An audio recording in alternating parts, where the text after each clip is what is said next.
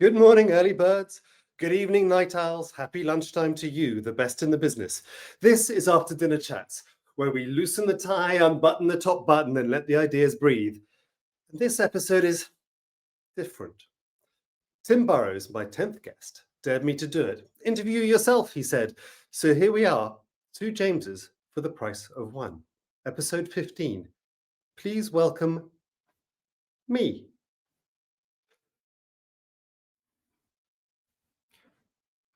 Thank you, James. I've heard wonderful things about you. Likewise, I'm told you're punctual and partial to pudding. Let's begin, as we always do. News nibbles. Last time, Audrey Boissimo, guest number 14, informed us with devastating calm that the French has essentially cancelled Easter Monday. Well, what's your off-the-wall item this week? Have you heard of LignoSat? The world's first wooden satellite. Yeah, it's back. LignoSat 2. I love it. A literal tree hugger in space. It's elegant, low-tech, solving a high-tech problem, space junk. With lessons learned from their first attempt, Kyoto University scientists hope a second CubeSat made of magnolia, yes, made of magnolia, will spark an age of wooden spacecraft. It's a reminder that Mo, guest number 13, pointed out about Puma. When they built the goal at Tower Bridge, instead of faking it with CGI. In a deep fake era, the thing is, we need to be more real. And it echoes Paddy Gilmore, our guest number 11. When brands don't need to just stand up, they need to be clever and honest. And as my WPP colleagues often say, it's time to move beyond identity-only thinking. Space junk is bad data in orbit. Yes, I just said that. Space junk is bad data in orbit. LignoSat is a design fix that prevents rubbish at the source. Speaking of fixing rubbish, our show's North Star is helping people get ripped off less. How are you actually doing that? How am I helping people get ripped off less? Well, ripped off less is really about helping people get more value, right? So I've got three hats. One's a slightly scuffed trilby, one's a dinner party fedora, and one's a podcast beret. Hat number one, the consultant at WPP. So my role in the consultancy division is to promote growth. And in our business, we're in the business of eliminating waste. As Deborah Gabadamosi said, she was guest number 3. She nailed it when she talked about truth sets, giving your data a quality score and stop bin firing budget. But now we're pushing further towards intelligence beyond identity.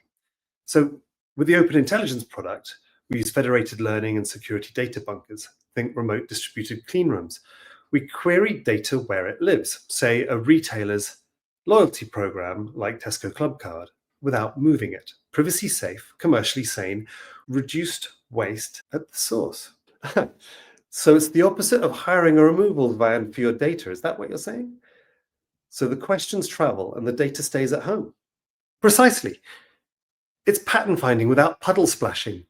A CPG sees creative audience signals, the retailer sees SKU lift and basket effects, and nobody swaps raw PII, and yet both see the truth. We optimize spend, creative, and retail media in one loop. That's how you get ripped off less. And with Cindy Rose now at WPP, any tailwind? Massive tailwind, as you put it. Clear priorities, practical cadence, less theatre, more throughput. It's like the carpenter, measure twice, cut once, which in this market is a relief. Now let me come on to hat number 2, the event organizer for the next dinner party.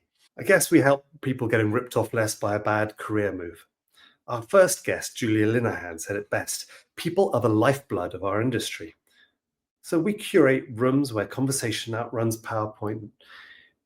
Our guest number 9, Philippa White, wrote a book called The Return on Humanity. Well, that's what we see in action. The humanity in the room, getting people together to discuss what comes next. And there's a commercial drumbeat here too, because whilst the business, our collective business, is a $350 billion data services opportunity, it won't be unlocked in a Zoom or with a PowerPoint presentation. It's unlocked over a fine meal, unstructured chats that build trust. Can you give us a quick win story? A quick win story. What about publisher chief meets a startup founder? They map a leaky funnel on the napkin. Literally, and 6 months later, a global partnership, multi-million-dollar revenue, and a napkin framed on one of their walls. The ROI of glassware and good questions. Okay, that's a slight exaggeration of what happened with Patrick and Fern, but hey, it's your podcast, so James, I don't think they'll be listening anyway. Okay, so what's your best dinner party mishap? Best dinner party mishap? Oh, the seating plan catastrophe. We should have had place guards, but I never do. And we had two rivals elbow to elbow. I braced for Armageddon. They ended up designing a joint plan together over dessert. And also, I think it's the pro tip from John Walsh, guest number 2 of the WhatsApp community fame and also of jobsinadtech.com. You put the quiet geniuses in the noisiest corners, and the room does the rest. So, moving on to hat number 3, the podcast host. The idea of these podcasts is to turn complicated capabilities into plain English. So, the 5th guest we had is James Breeze, is training AI from his personal manifesto, which I love. Or Claire Gleason Landry, our 8th guest, talks about sustainability that actually scales. And Dilip Shukla, our 7th guest, with Reset, he's measuring emotion so you can fix an ad before it bores somebody into submission. It's the audio version of a menu of services, marketing effectiveness and custom AI solutions and first-party data strategy, all that, but it translates into outcomes so clients know what to ask for. All right, it's time for high five. No waffling. Your first high five, number 1, your hero. My hero. Do you know, my heroes are the brand strategists who take the ordinary and make it extraordinary. It's when you see a kid and they say that their favorite color is neon blue rather than just blue. It's that bit that just makes things stand out and makes you want more of it. There's people like the late, great Charlie Robertson, the founder of Red Spider. I loved working with him. He's a genius man and a really exciting person to work with who can see how to make things go from good to great. But there are other people who are also, heroes of mine that I would love to hear more about and love to follow. I mean, Rob Campbell in New Zealand is another one who really takes good to great, and he also has a wonderful way of writing. Do follow him on LinkedIn. All right, what's your best decision? My best decision has to be starting the next dinner party. It was a perfect thing at a perfect time when I was living in Australia and needed to get to know more people.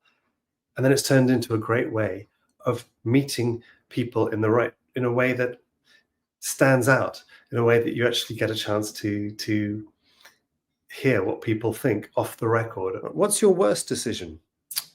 Oh, worst decision? I think it's nurturing an idea past its sell-by date. Our guest number 6, Chris Pyle, warned about kill your darlings kindly, then quickly.